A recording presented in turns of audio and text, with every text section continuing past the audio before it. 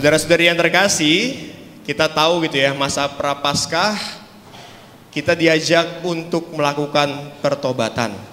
Betul? Betul. Pertobatan untuk menyiapkan diri kita supaya siap untuk menyambut Tuhan, itu ya. Maka dalam bacaan Injil, kalau kita lihat itu ya, penggarap-penggarap itu diutus oleh tuannya untuk apa? Ada yang tahu? Menggarap kebun anggur supaya berbuah, gitu ya. Mereka dipekerjakan, mereka disuruh untuk menyemai pohon, menyiram, memupuki supaya pohon anggur itu tumbuh dan berbuah. Harapan sang tuan mungkin supaya buahnya melimpah-limpah, gitu ya. Nanti sang tuan juga ketika panen hasilnya melimpah-limpah akan dia berikan juga kepada para pekerja-pekerjanya. Tapi apa yang terjadi? Sang penggarap kebun anggur itu malah membunuh gitu ya, membunuh utusan sang tuan, dibunuh. Lalu utusan kedua, anaknya juga dibunuh, gitu ya. Maka dari cerita ini kita bisa membayangkan gitu ya, kita sebagai para penggarap kebun anggur itu, ketika melihat sosok yang kita benci, melihat sosok orang yang mungkin menghakimi kita, yang menghukum kita, secara manusiawi kita pasti melihatnya secara mengurangi diri seorang yang menghukum kita itu. Ya kan? Kita menganggap dia sebagai seseorang yang jahat, sebagai seorang penghukum yang melihat sisi-sisi yang buruk dari diri kita saja. Tapi apa yang ingin Tuhan katakan kepada kita? Maka kita menimba inspirasi dari bacaan pertama dari Yusuf. Yusuf itu adalah anak kesayangan Israel, disebutkan di bacaan pertama gitu ya. Dia anak kesayangan Israel. Hal paling gampang, dia diberikan jubah ungu. Jadi kalau saya belajar di STF itu ya, di sekolah di universitas saya itu, kalau salah mohon koreksi Romo. Jubah ungu itu lambang keagungan. Jadi kalau seseorang dikasih jubah ungu, dia itu dianggap sebagai orang yang tinggi. Makanya Romo Almo ini meskipun tinggi tapi besar juga ya, gitu. Jadi jubah ungu tanda keagungan. Maka si Yusuf ini diberikan martabat yang tinggi daripada saudara-saudaranya. Maka saudara-saudaranya iri kepada Yusuf, ya kan? Mereka merencanakan ingin membunuhnya. Mereka benci kepada Yusuf hingga pada akhirnya dia dibuang ke dalam sumur. Tapi apa yang Yusuf lakukan? Apakah dia membalas? Tidak. Apakah dia membenci saudara-saudaranya? Tidak. Maka Bapak Ibu, saudara-saudariku yang terkasih, dengan mempersiapkan diri kita menyambut kedatangan Tuhan kita, menyambut misteri iman yang akan kita jalankan ketika Paskah nanti, kita diajak untuk bertobat. Bertobat dalam arti kita diajak untuk tidak melihat sisi negatif dari orang-orang yang menghukum kita. Kita diajak untuk terus bersekutu dengan Tuhan.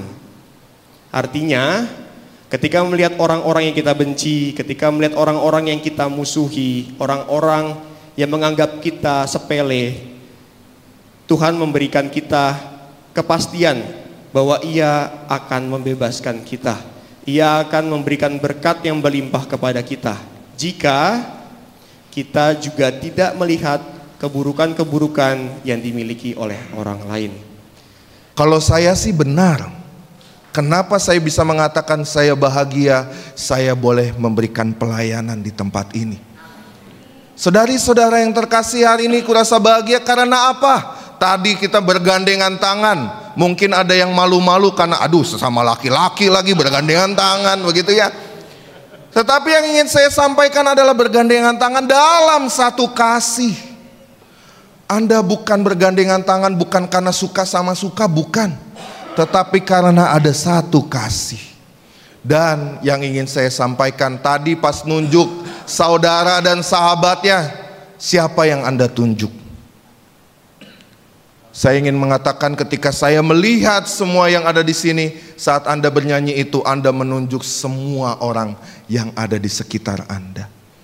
Maka ibu bapak, saudari, saudara yang terkasih, kau sahabatku, kau saudaraku, jangan hanya dalam lagu dan nyanyian. Tadi frater sudah memberikan hal yang tepat. Kenapa sih kita itu seringkali iri hati pada sesama kita? Dalam bacaan pertama dikatakan bagaimana mereka saudara-saudaranya Yusuf itu iri karena dikasih apa? Jubah ungu. Tadi frater sudah mengatakan dan tepat. Jubah ungu pada zaman itu adalah jubah yang mahal. Karena apa? Warna ungu itu hanya bisa ditemukan kalau bisa dikatakan tuh para pembuat jubah itu dia harus mencari kerang-kerang yang berwarna ungu dengan harga sangat mahal dan sangat susah dicari. Maka jubah ungu itu adalah identik dengan sebuah jubah yang mahal. Maka saudari-saudara yang terkasih, ketika saudari-saudaranya melihat Yusuf, padahal itu adalah saudaranya, mereka iri hati. Dan kita tahu kalau iri hati apa yang terjadi? Ya, terjadinya seperti tadi. Mengambil resiko besar karena rasa iri hati. Sama dalam bacaan Injil. Para penggarap sebenarnya apa? Merasa iri. Gua yang kerja, gua yang ngopenin nih, gua yang ngerjain, tiba-tiba datang orang minta hasil. Rasa-rasanya kalau dalam pikiran manusia kita akan mengatakan, mana bagian saya, mana bagian gua. Sehingga apa? Nggak mau saya berikan kepada dia yang sebenarnya punya hak untuk merasakan itu. Saudari-saudara yang terkasih, maka saya akan mengatakan tidak perlu ada rasa iri dengan sesamamu. Karena ternyata dengan adanya rasa iri, itulah yang membuat pikiran kita melayang kemana-mana, justru untuk merugikan orang lain. Maka saudari-saudara yang terkasih, tahun ini adalah tahun yubelium. Tadi sudah dikatakan dalam intensi, maksudnya apa sih? Tahun kerahiman Allah. Tahun kerahiman Allah buat siapa sih? Bukan hanya buat kami yang ada di luar, bukan hanya buat kami para imam ataupun calon imam, bukan. Tahun kerahiman Allah adalah untuk Anda semua. Maka saya ingin mengatakan bahwa tidak perlu iri hati. Kapan saya akan keluar? Tenang, bahwa semua akan ada waktunya. Tadi dalam sebuah permenungan, ketika saya ngobrol dengan salah satu dari Anda, dia mengatakan, Romo, ternyata rasa menyangkal diri itu sungguh luar biasa susahnya. Karena apa? Orang yang menyangkal diri adalah orang yang tidak perlu lagi iri hati. Oh, kalau teman saya udah dapat pengampunan, saya belum. Aduh, kok dia bisa, padahal dia mungkin mukanya lebih jelek daripada saya, misalnya begitu. Padahal kan rasa pengeluaran kan bukan karena muka. Kan gak ada dikatakan begitu ya, karena kalau begitu teman saya yang ada di sebelah sini udah dari dulu dia keluar. Jeleknya kemana-mana, maksudnya enggak gitu ya Yohanes ya. Tetapi saudari-saudara yang terkasih, kerahiman Allah adalah untuk semuanya. Maka kerahiman Allah itu dirasakan oleh Anda. Saat ini saya ingin mengatakan, ini bukanlah, mari kita lihat, bukanlah tempat penghakiman, tetapi ini adalah tempat kerahiman Allah untuk Anda berproses dalam bertobat. Maka kalau misalnya tempat ini yang Anda lihat adalah sebagai tempat kerahiman Allah, tadi pesan frater sungguh meyakinkan kepada kita, yuk tobat. Mari kita mengakui kesalahan kita dan sekarang kita mau melakukan apa. Maka semoga masa prapaskah ini yang kita jalani sampai saat ini membuka hati kita untuk menutup rasa iri, dengki dan lain sebagainya macamnya. Tetapi membuka diri kita untuk lebih kepada apa?